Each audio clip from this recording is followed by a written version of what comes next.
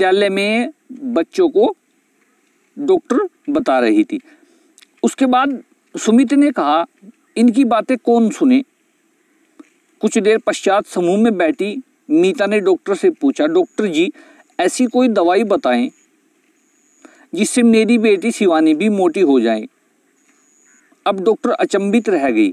फिर उन्होंने सभी बच्चों से एक साथ पूछा कि क्या मोटा होना ही स्वस्थ होना है।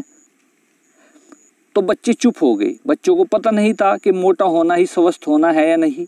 तो कुछ देर बाद एक कोने से आवाज आई, और क्या, मोटा होना ही तो स्वस्थ होना है, अर्थात कि जो मोटा होगा वही स्वस्थ होगा। कुछ और बच्चों ने हाँ में हाँ मिला दी कि हाँ डॉक्टर मैम ऐसा ही है कि जो मोटा होगा वही स्वस्थ होगा। किसी ने कहा तेज दौड़ना स्वस्थ होगा, तो किसी ने बताया कि खेलना स्वस्थ होगा। अब डॉक्टर ने कहा, अब डॉक्टर बोलती है, डॉक्टर ने कहा लेकिन स्वस्थ होने के लिए मोटा होना आवश्यक नहीं है। फिर हम कैसे जाने कि हम स्वस्थ हैं? कई बच्चों ने एक साथ पूछ लिया डॉक्टर को कि हम डॉक्टर मैम हम ये कैसे जानेंगे कि हम स्वस्थ हैं? तो डॉक्टर ने कहा, यदि तुम्हें कोई रोग नहीं है और लंबाई के अनुपात में तुम्हारा वजन सही है तथा तुम अपने सभी कार्य बिना थके कर सकते हो तो तुम स्वस्थ हो। अगर मैं आपको बात बताऊं तो 1 फुट की लंबाई पर 12 किलो वजन होना जरूरी है। ये एक अच्छे स्वास्थ्य की निशानी है।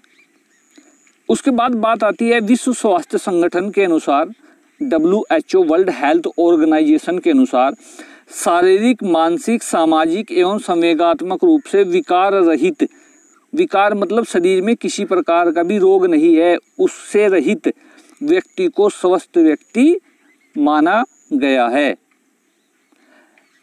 कैसे स्वस्थ रहे? हमारा स्वास्थ्य हमारे रहन सहन के ढंग पर निर्भर करता है। यदि हम अपने दैनिक जीवन में स्वास्थ्य सुरक्षा के नियमों का पालन करते हैं तो निश्चय हमारा स्वास्थ्य अच्छा होगा। स्वास्थ्य का स्वच्छता एवं नियमित जीवन यापन से घनिष्ठ संबंध है। रोग रहित एवं स्वस्थ रहने के लिए निम्नलिखित बिंदुओं को ध्यान में रखें। देखिए आगे, अगर हम सभी को रोग रहित रहना है तो निम्न बिंदुओं को ध्यान में रखना होगा।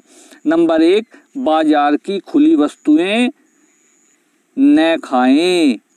ये वस्तुएं धूल जमने और मक्खियों के बैठने से दूषित हो जाती हैं, गंदी हो जाती हैं। फिर पॉइंट नंबर 2 है शौचालय का प्रयोग करें। नंबर 3, शौच के बाद हाथ साबुन से अवश्य धोएं। खाना खाने से पहले हाथ साबुन से अवश्य धोएं। बासी भोजन आप न करें, बासा भोजन ना खाएं। गंदे स्थानों पर नंगे पैर कभी न घूमें, इससे सूक्ष्म रोगाणु शरीर में प्रवेश करके रोग पैदा कर देते हैं।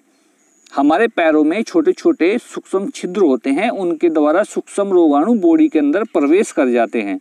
उसके बाद आता है शरीर को अच्छी तरह से साफ करें जिससे त्वचा के रोम छिद्र खुल जाएं। स्नान के बाद सूखे कपड़े से शरीर को अवश्य पोंछें।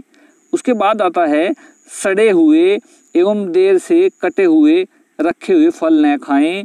नशीले पदार्थों का सेवन आप कभी न करें। अपने दांत, आँख, कान, नाखून, नाक, त्वचा, वस्त्र आदि की नियमित सफाई करें और सायंकालीन भोजन करने के बाद दांतों की सफाई अवश्य करें। जैसे ही आप शाम के टाइम भोजन करते हैं तो रात को सोने से पहले अपने दांतों पर ब्रश अवश्य करें। घर एवं आसपास की नियमित सफाई करें। विद्यालय में खेल के मैदान को भी साफ सुथरा रखें। प्रतिदिन शारीरिक व्यायाम करें जैसे खेलना, दौड़ना, तैरना, योगासन और प्राणायाम आदि। उसके बाद पॉइंट आता है विद्यालय के चारों ओर एवं घर के आसपास पेड़ पौधे लगवाएं जिससे वहाँ का